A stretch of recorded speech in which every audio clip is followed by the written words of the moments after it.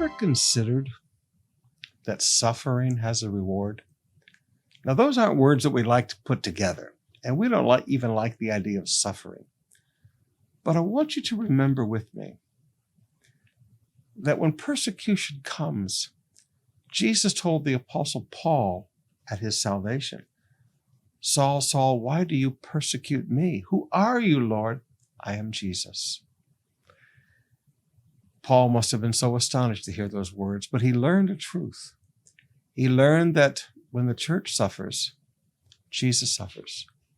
And this is not a new revelation. In Isaiah chapter 61, our text today, Isaiah 61, verse 8 and 9, "For I, the Lord, love justice. I hate robbery and wrongdoing.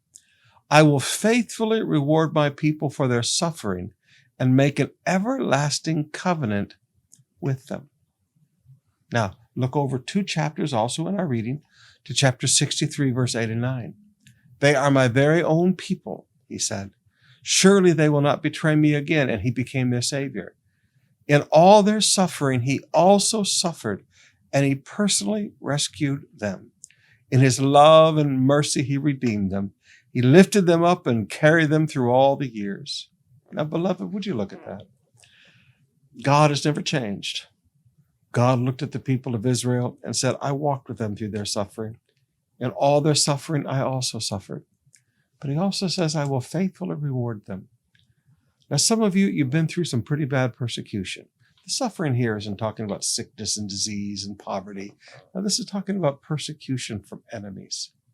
He said, with all these enemies that have come against you and persecuted you, God said, "I've suffered with you." And God says, "I will faithfully reward you." Now, some of you, you've really been through it with the persecution. But remember, there is a reward. You stand up under persecution, God promises to faithfully reward you.